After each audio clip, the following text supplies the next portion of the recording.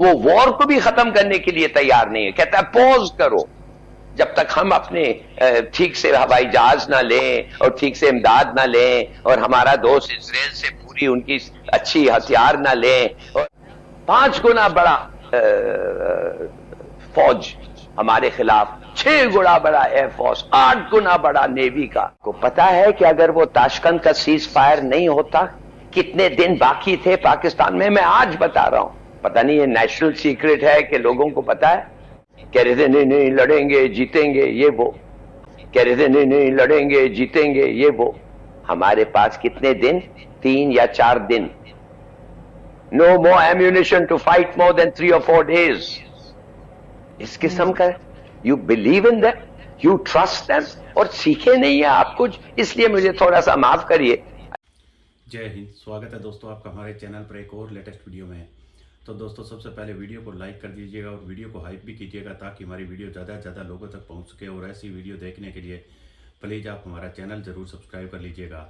दोस्तों ऑपरेशन सिंदूर के टाइम आपने देखा होगा भारत ने किस तरह से इंडस वाटर ट्रीटी को रद्द कर दिया था, और अब दोस्तों उसके बाद ये पहली गर्मी है। अब पाकिस्तानियों को पानी की दोस्तों कीमत का पता चल रहा है, और उसको लेकर आपने देखा होगा पाकिस्तान में काफ़ी सारे दोस्तों जो बकलोली करने वाले लोग हैं मीडिया में बैठ कर कह रहे थे कि हमारी आर्मी डैम को तोड़ डालेगी और भारत किसी भी तरीके से पानी बंद नहीं कर सकता है। लेकिन जफर हलाली ने दोस्तों पाकिस्तान के सारे दौर देखे और किस तरह से देखिए पाकिस्तानियों को हिदायत दे रहा है कि 1971 के टाइम भी और उससे पहले 1965 में अगर भारत के साथ सीज फायर नहीं हुआ होता तो हमारे पास 3 दिनों का ही और गोला बारूद बचा था, तो हम युद्ध में किसी भी तरीके से भारत के सामने 3 दिन से ज़्यादा अब भी टिकने की औकात नहीं है। क्योंकि दोस्तों पाकिस्तान अब पाकिस्तान के army chief Asim Munir America को बलबूते पर थोड़ा बहुत उछलने की कोशिश कर रहा है। उसको लेकर भी किस तरह से जफर हिलाली देखिए पाकिस्तानियों को याद दिला रहा है कि अमेरिका केवल ये डिनर अपने लिए करा रहा है, न कि पाकिस्तान के लिए। तो चलिए दोस्तों वीडियो काफ़ी इंटरेस्टिंग होने वाली है, वीडियो को लास्ट तक जरूर देखिएगा और वीडियो को लाइक हाइप जरूर कीजिएगा।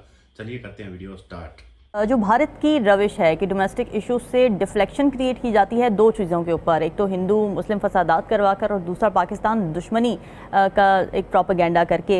ये रवैया क्या बताता है इंडिया के या मोदी के माइंडसेट के बारे में? और अगर यही रविश उनकी रहती है तो फिर इंडिया और पाकिस्तान के मसाइल तो इसका मतलब है कभी हल ही नहीं हो सकते, क्योंकि पॉलिटिकल इंटेंट ही नहीं है, पॉलिटिकली डिसएडवांटेजेस पोजीशन नज़र आती है मोदी को अगर वो मसाइल हल कर दें पाकिस्तान और इंडिया के। रामीन आपने बिल्कुल सही कहा। देखिए जब से हिंदुस्तान और पाकिस्तान कायम हुए हैं, आप बताएं शुरू में तो हमारा तो एक मसला था और वो मसला था कश्मीर, और उसको हम नहीं हल कर सके। It is as alive as before. मगर उसके बाद क्या हुआ है? उसके बाद तो और मसले आ गए हैं भाई। उसके बाद वाटर शेयरिंग का जो ये मसला है, ये बहुत बड़ा मसला है। इसपे तो हम साफ साफ कहते हैं कि तुम रोको और जंग पाओ। इसपे तो we never made any doubts about हम क्या करेंगे। इसपे वो बात करने के लिए भी तैयार नहीं है। वो तो एक इंटरनेशनल ट्रीटी को जो एक पार्टी सस्पेंड नहीं करता है, उन्होंने कहा हम सस्पेंड कर रहे हैं। जी बिल्कुल। और पानी हमारा रोक रहे हैं, आज भी रोक रहे हैं। जब जरूरत होता है रोकते हैं, मगर जब जरूरत नहीं भी होता है वो फिर भी रोकते हैं। They don't want us to benefit from the water.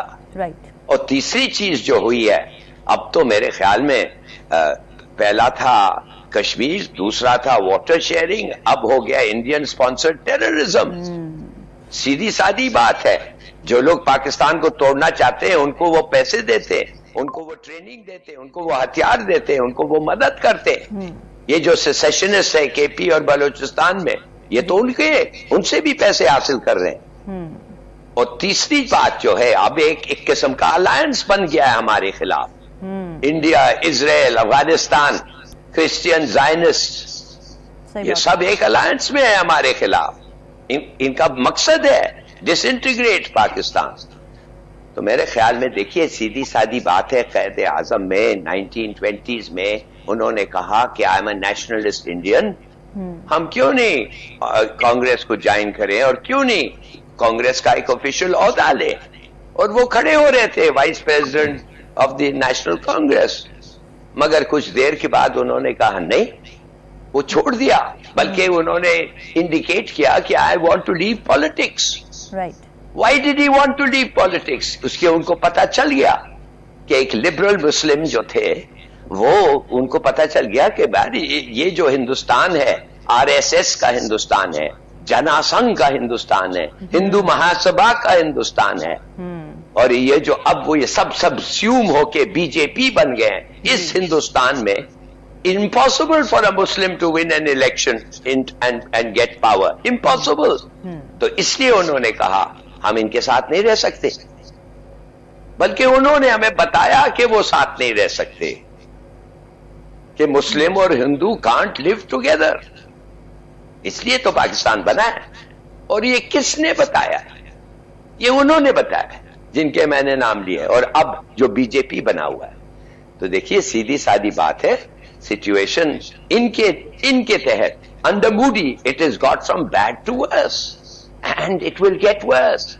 अब तो we are in a state of war. वो वॉर को भी खत्म करने के लिए तैयार नहीं है, कहता है पॉज करो, जब तक हम अपने ठीक से हवाई जहाज ना लें और ठीक से इमदाद ना लें और हमारा दोस्त इजराइल से पूरी उनकी अच्छी हथियार ना लें और अफगानिस्तान ज्यादा ना करवाएं, जब तक ठहरो। एंड ही इज पॉजिंग, हाँ, and we are right and we know it. तो मेरा अपना ख्याल ये है कि जी जब तक मूडी है there is no question of there being any peace between Pakistan and India. Rightly said. हम लोग जो है वो हमने बातचीत के रास्ते सारे बंद किए हुए हैं। आप मसाइल तो रहे, दूसरी कश्मीर है, सिंध तास मुआहिदा फलाना, दहशतगर्दी जी, वो इसको हल कैसे करेंगे? अच्छा जी जंग करते हैं, तो जंग कर ली आपने। और सबसे बड़ा मसला जो मैं इंडिया की जब देखता हूँ अंदरूनी सूरत हाल, जब मैं इंडिया के स्ट्रेटेजिस्ट को देखता हूं, और ये गलतफहमी दूर कर लें कि मोदी चला गया तो पता नहीं क्या हो जाएगा, कुछ नहीं होगा। अच्छा, मोदी इंडिया की रियासती पॉलिसी पे काम कर रहा है, थोड़ा सा सख्ती से कर रहा है, लेकिन उनकी पॉलिसी है ही यही। क्योंकि हम जब मसाइल की बात कर रहे हैं, उसके हल की बात कर रहे हैं, तो फिर हम कुछ दूसरे ममालिक की जानिब भी देख सकते हैं। जैसे अमेरिका के साथ पाकिस्तान के ताल्लुकात बहुत बेहतर हैं एज़ कम्पेयर टू इंडिया।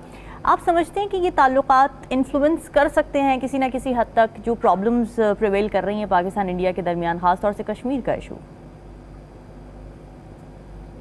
देखिए अमेरिका के साथ खुदा के लिए भी ये 70-80 साल जो गुजर गए हैं, जी। हमारा जो एसोसिएशन रहा है अमेरिका के साथ, आपको अभी तक पता नहीं है कि अमेरिका के क्या चाहता है और आप क्या चाहते हैं अमेरिका के? हमें तो पता है, लेकिन हम चाह रहे हैं तजियाकार बैठ के मेरी बात करें तो क्रेडिबिलिटी आ जाएगी। नहीं, क्रेडिबिलिटी क्या? All I can tell you is आपका सवाल इंसिन्यूएट करता है कि हम अमेरिका के साथ ठीक हैं, therefore America is good with us। यानी हमें कोई फायदा नहीं। America does not believe in any free lunch। There is no concept of a free lunch in America। कल आप देखेंगे कि अमेरिका मिलके शायद हमारे खिलाफ ब्लॉकेड करने लग जाए। yes। भाई आपको मैंने एक सवाल देता रहता हूँ, आप बेमिसाल सवाल है। जी जी। हमारा डिफेंस पैक्ट था इंडिया अमेरिका के साथ जी, कब? 1965। बिल्कुल। सेंटो डिफेंस अलायंस और बाइलैटरल पैक्ट था हमारा, म्यूचुअल डिफेंस। और क्या बेसिस दिए गए थे हम उनको पेशावर में और हर और जगह। क्या हुआ? बीच जंग में इंडिया के उन्होंने हमारे पे सैंक्शंस लगा दिया और कहा कि हम तुम्हारे को हथियार नहीं देंगे और हमारे weapons and instruments can not be utilized against India. वाह, माने ये पहले आप कहते थे तो हम शायद किसी और से ले लेते। आपने तो डिलिबरेटली हमें कहा वी अंडरराइट योर डिफेंस, और खुद दिया। और जब हमारा वक्त आया, 5 गुना बड़ा फौज हमारे खिलाफ, 6 गुना बड़ा एयरफोर्स, 8 गुना बड़ा नेवी का, उन्होंने कहा no sanction, you can't use our weapons, और रोक दिया। जी जी बिल्कुल ऐसे ही हुआ। आपको पता है कि अगर वो ताशकंद का सीज फायर नहीं होता, कितने दिन बाकी थे पाकिस्तान में? मैं आज बता रहा हूं, पता नहीं ये नेशनल सीक्रेट है कि लोगों को पता है। You know when we accepted the ceasefire, और भुट्टो खिलाफ था ceasefire के, और आपको पता है और लोग भी खिलाफ थे ताशकंद के, कह रहे थे नहीं लड़ेंगे जीतेंगे ये वो। हमारे पास कितने दिन? 3 या 4 दिन। No more ammunition to fight more than 3 or 4 days. इस किस्म का you believe in them, you trust them, और सीखे नहीं है आप कुछ, इसलिए मुझे थोड़ा सा माफ करिए. I don't mean to be, of course, personal. आपका तो no, I totally understand that, क्योंकि हम सब खुश हो रहे होते हैं बहुत ज्यादा, इसलिए मैं आपसे बुलवाना चाह रही थी. हम बहुत खुश हो रहे होते हैं कि जी अमेरिका के साथ अब हमारी दोस्ती हो गई है, अब ये मसला हल होगा, वो मसला हल होगा. नजमुल साकिब साहब, आप बताएं कि फिर हम अमेरिका से दोस्ती पर इतने खुश क्यों होते हैं? जंग में सालिसी तक ही ये रोल हो सकता है प्ले, उसके अलावा कोर इश्यूज कभी भी कोई थर्ड पार्टी नहीं हल कर सकती. Is that so? देखिए, इंटरनेशनल रिलेशंस जो है ना, वो मैथमेटिक्स नहीं है. पहले तो ये समझ लेते हैं कि मैथमेटिक्स वो है, मैंने ये कह दिया तो ये होना चाहिए. ना ही ये कोई इंसानी रिश्तों की बात है कि यार तुमने मुझे दगा दिया, तुमने बात करके बेवफाई की, वगैरह वगैरह. इंटरनेशनल रिलेशंस में इंटरेस्ट होते हैं, जिसको हम नेशनल इंटरेस्ट कहते हैं, उसकी ही बेस पे सारा कुछ चलता है. सही बात. और अगर एक खास वक्त में, मिसाल देता हूं आपको फ्रांस और अमेरिका की. अभी अभी दोस्त थे, अभी अभी जो है वो एक दूसरे से हाथ मिलाने से भी कासिर हैं. इसका क्या मतलब है? इसका मतलब ये है कि जो आप जिस जमाने से गुजर रहे हैं, जिन हालात से गुजर रहे हैं, उसमें फ्रांस जो है अमेरिका को रास नहीं आ रहा, लिहाजा ताल्लुकात खराब हुए हैं. तो क्या किया जाए? तो थोड़ी देर बाद आप देखेंगे दोबारा हालात ठीक हो जाएंगे. इस वक्त जो पाकिस्तान अमेरिका के ताल्लुकात हैं वो बहुत अच्छे हैं, हमें इसको एंजॉय करना चाहिए. लेकिन वो लोग जो ये समझ रहे हैं कि ये अब शुरू हो गया सिलसिला, अब एवरीथिंग विल बी हंकी डोरी, और पता नहीं वो दूध की नहरें और फलाना, और हमारे कर्जे माफ हो जाएंगे, ऐसा नहीं है. तो एक खास वक्त में आपके ताल्लुकात दो तरफा जिस तरह के भी हैं, उनको देख के आप कहते हैं कि इस वक्त हमारे ताल्लुकात की नौयत ये वाली. ठीक है जी. मीर साहब, आप अपना पॉइंट दे रहे हैं.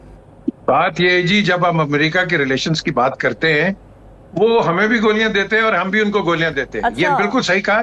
ये इसी तरीके से ये रिलेशन चलेगा. नजमुल, ये जो हिलाली साहब, spot on. There is no free lunch. There is no free lunch at all, and they will use you as much as they can. मैं तो बार बार रेफरेंस भी हिलरी क्लिंटन का देता हूं. जब उसकी कांग्रेसनल हियरिंग हुई थी वो स्टिंगर मिसाइल्स के ऊपर, आपके सामने सारी black and white social media पे पड़ी हुई.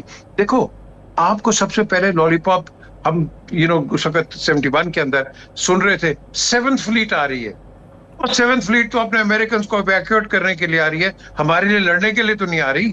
फिर हम बात करते हैं चाइना हमारा दोस्त है ऑल वेदर, लेकिन कभी भी वो हमारे साथ आके मैन टू मैन नहीं लड़ेगा.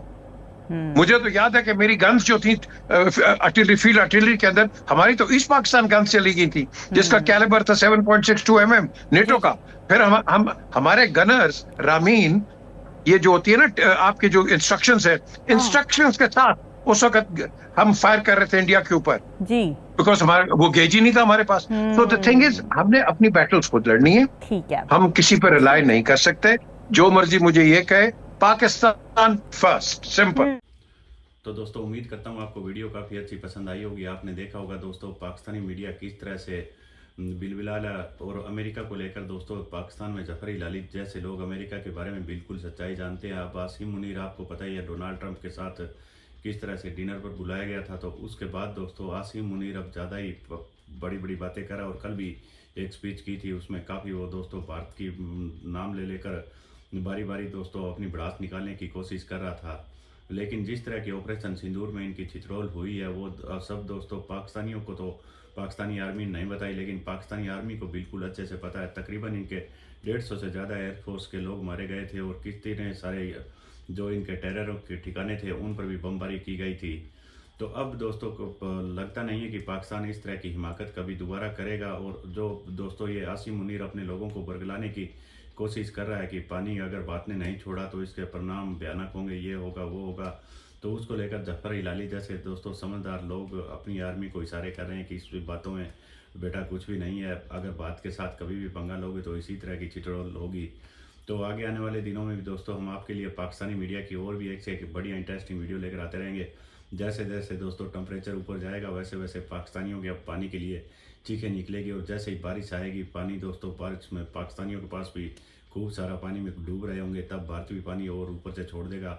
तभी पाकिस्तानी आपको पता ही है दोस्तों किस तरह से गिड़गिड़ाते हैं। तो ठीक इसी अंदाज में हम आपके लिए एक से एक बढ़िया वीडियो लेकर आते रहेंगे। मिलते हैं एक और नए वीडियो के साथ, तब तक जय हिंद, वंदे मातरम।